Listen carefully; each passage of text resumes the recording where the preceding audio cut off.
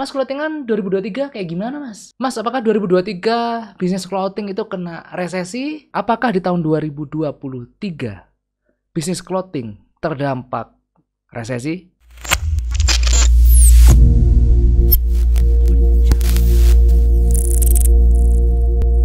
Hello good people, balik lagi sama aku Ganjar kayak Paper Clouds. Oke teman-teman, gimana kabarnya? Semoga kita selalu diberikan kesehatan dan kelancaran rezeki. Amin. Oke, jadi pertanyaan ini banyak masuk sejak aku upload video tentang resesi kemarin.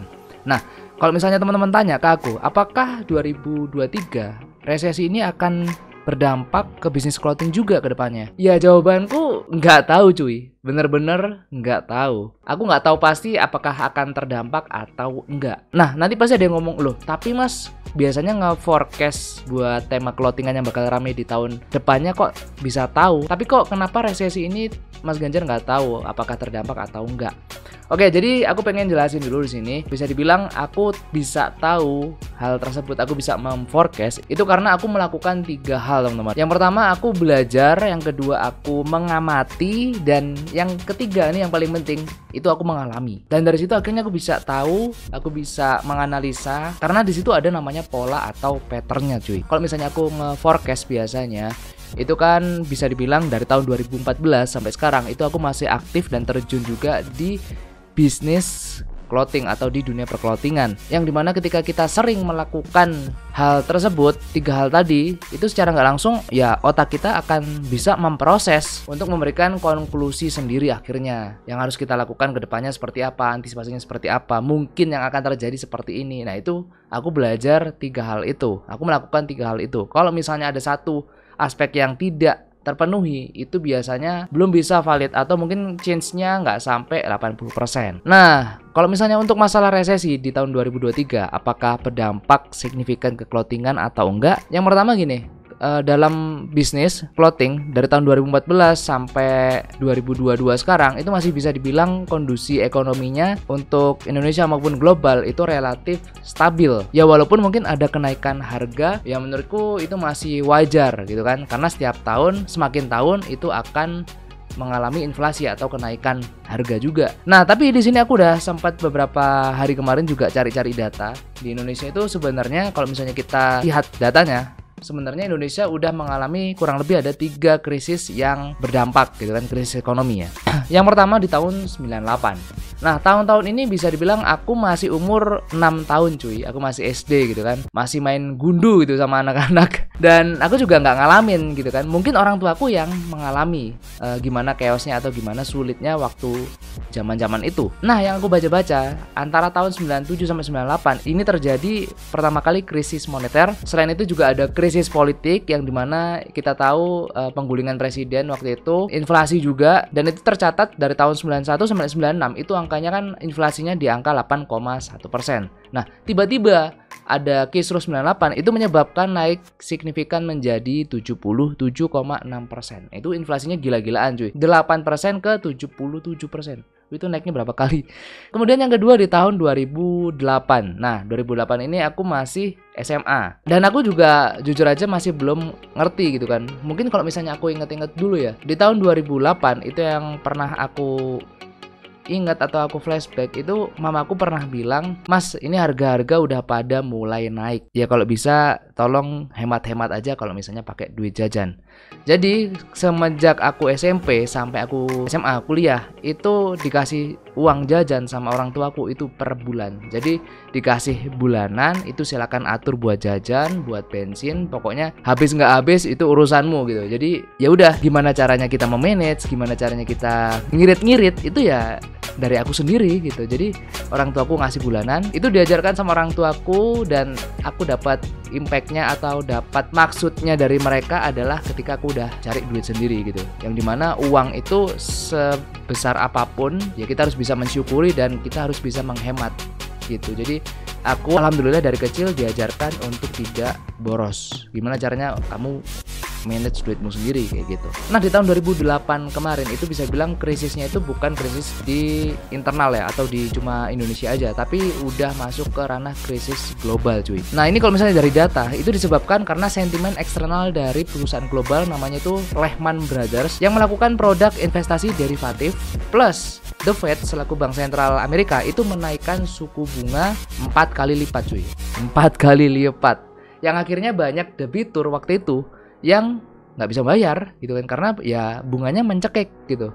Nah akibatnya pasar properti di Amerika waktu itu anjlok, dan ini berakibat falas yang nggak stabil di sana. Dan ini juga akhirnya dampaknya adalah merembet ke negara-negara yang lain, dan akhirnya di situ terlahirlah krisis keuangan global. Nah pas itu ditambah di Indonesia kondisinya adalah belum ada OJK gitu. Jadi dulu otoritas keuangan itu dipegang sendiri oleh Bank Indonesia. Nah dari track record di tahun 98 ini bahaya kalau misalnya krismon terus akan berpotensi bank-bank di Indonesia itu akan jatuh atau kolaps.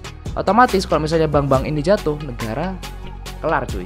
Negara udah nggak bisa cover, akhirnya selesai. Keuangan bergejolak, keuangan tidak stabil, bank-bank kolaps, ya udah selesai. Tidak ada kepercayaan dari investor, ya udah selesai cuy. Nah akhirnya untungnya di tahun 2008 pemerintah waktu itu membuat atau membuat suatu lembaga yang bernama OJK. Ini tujuannya untuk memperbaiki manajemen risiko di sektor keuangan, dan ini berjalan sampai hari ini. Kemudian krisis yang ketiga itu di tahun 2013. Nah 2013 ini aku baru selesai kuliah kalau nggak salah ya, setahun setelah selesai kuliah, dan waktu itu aku masih baru merintis usaha sendiri. Seingatku di tahun 2013 ini aku tidak terlalu merasakan dampak yang terlalu signifikan atau seperti apa. Mungkin masih hampir sama kayak krisis di tahun 2008. Dan menurutku juga krisis di tahun 2013 ini relatif lebih baik gitu kan, karena tidak terlalu berdampak yang bagaimana banget terhadap UMKM atau yang bisnis-bisnis kecil. Nah ini penyebabnya ternyata di tahun 2013 itu adalah defisit neraca perdagangan cuy. Nah cadangan devisa itu juga mengalami penurunan, plus falas yang melemah, ditambah lagi harga minyak mentah yang melambung, dan ini juga berjalan selama kurang lebih ada 7 kuartal. Nah ini defisitnya di 7 kuartal itu ya lama cuy. 1 kuartal itu 3 bulan. Bayangin aja 7 kuartal, 7 kali 3, 21. Nah dari 3 krisis ini bisa dibilang aku belajar ya, mengamati akhirnya juga iya, tapi aku tidak mengalami atau tidak terjun atau tidak berdampak banget waktu itu cuy. Ketika aku belum mengalami, aku belum bisa merasakan gimana dampaknya ke aku. Terus aku juga masih belum bisa, otakku masih belum bisa mikir untuk solusinya seperti apa. Karena gini teman-teman, dari semua konten-konten videoku itu semuanya adalah by experience-ku. Jadi aku nggak bisa ngomong atau nggak bisa nge-share konten sebanyak ini kalau misalnya itu bukan pengalamanku sendiri gitu, atau mungkin dari pengalaman orang lain. Nah makanya di sini aku di video ini ya, khususnya aku akan mungkin ngasih advice atau saran-saran aja ke kalian. Dan aku juga mungkin akan terus mengupdate berita-berita tentang resesi. Karena apa? Karena bukan buat nakut-nakutin kalian, tapi lebih ke gimana kita bisa prepare untuk menghadapi masalah-masalah ke depannya. Nah kalau misalnya pandemi kemarin apakah nggak termasuk krisis atau resesi mas? Ya jelas resesi cuy, karena ekonomi tidak jalan, ekonomi tiba-tiba langsung stuck, langsung mandek, dan harus diganti atau di switch model bisnisnya.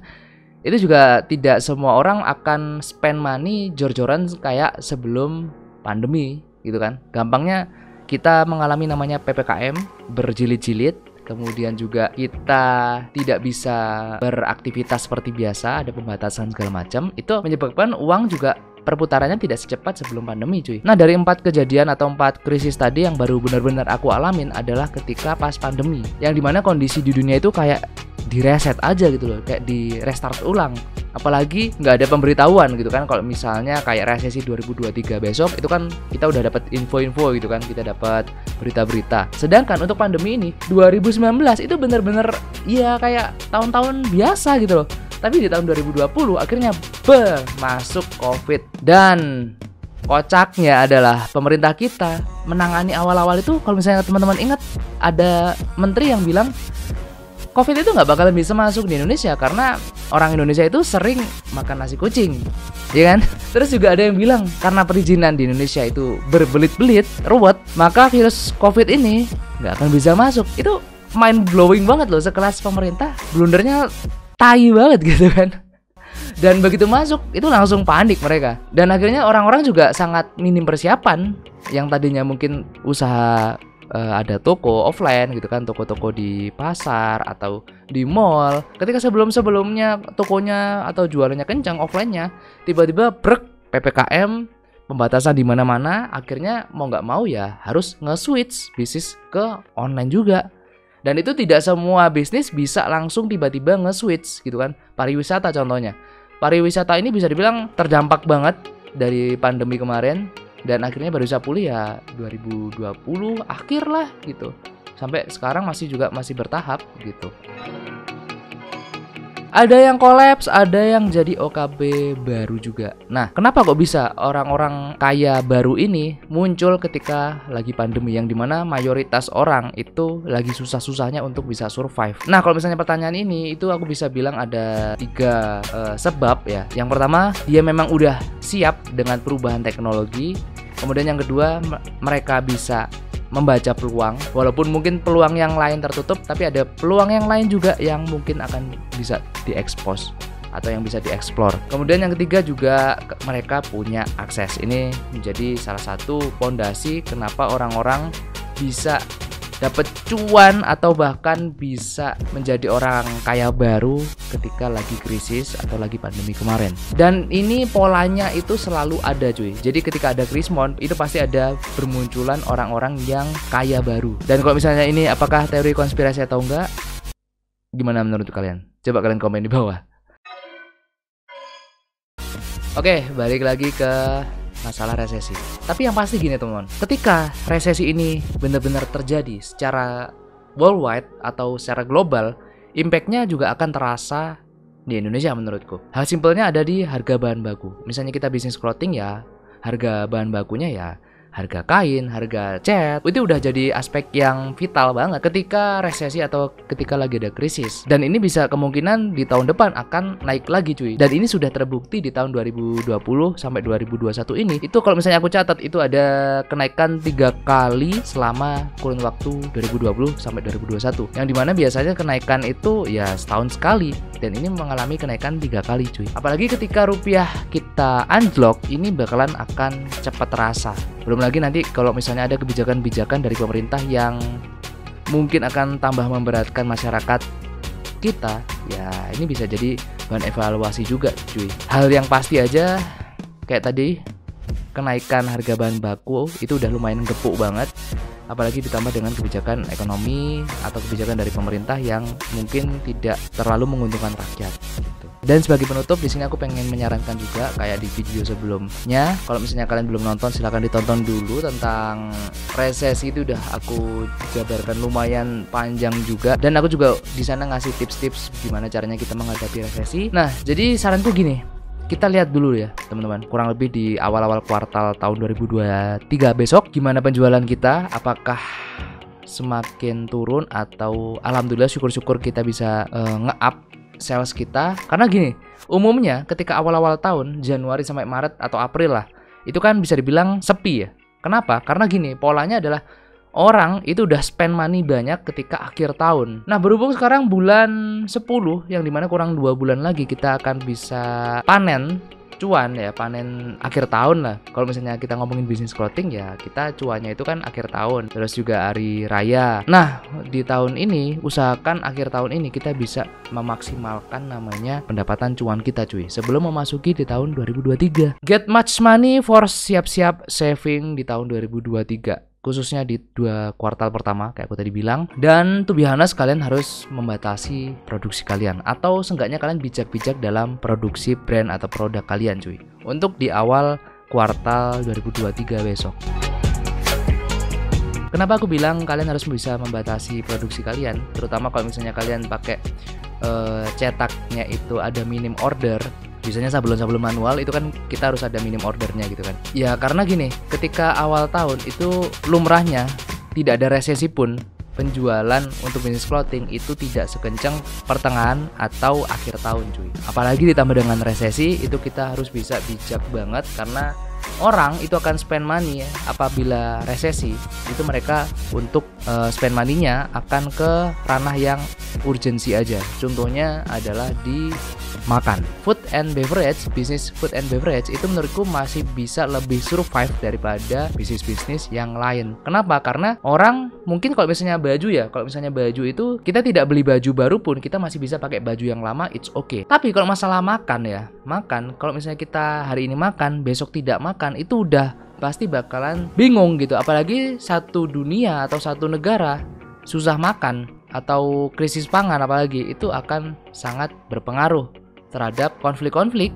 kayak gitu. Jadi kalau misalnya Indonesia sekarang punya ketahanan pangan, ya bisa dibilang kita punya. Tapi apakah itu bisa menjadi acuan bahwa Indonesia tidak terdampak resesi? Ya menurutku belum tentu juga, karena ketika pangan itu sudah terpenuhi, otomatis yang akan kita pikirkan berikutnya adalah gimana kita bisa survive ke depannya. Selain makan, ya kita bisa mendapatkan uang untuk beli sesuatu, walaupun itu tidak yang tersier atau yang tidak mewah, tapi kan hasrat seorang manusia itu pasti akan mengarah ke sana cuy. Jadi usahakan kayak aku tadi bilang, kalian harus bisa namanya wise atau bijak untuk produksi produk atau katalog kalian cuy. Oke teman-teman, mungkin sekian dulu untuk video kali ini. Semoga ada ilmu atau ada omonganku yang bisa kalian pakai atau yang kalian ambil hikmahnya. Dan semoga kita yang nonton ini terutama bisa melewati, kalau misalnya terjadi ya resesi tahun 2023 besok, semoga kita bisa mungkin menjadi OKB baru gitu kan. Kita bisa lihat change atau peluang kedepannya seperti apa. So mungkin sekian dulu teman-teman untuk video kali ini. Thank you guys for watching. Jangan lupa untuk like, share, comment, and subscribe. Stay safe, stay strong, never give up. Paper Claw out. Bye bye teman-teman. Thank you guys for watching. See you next video. Bye bye.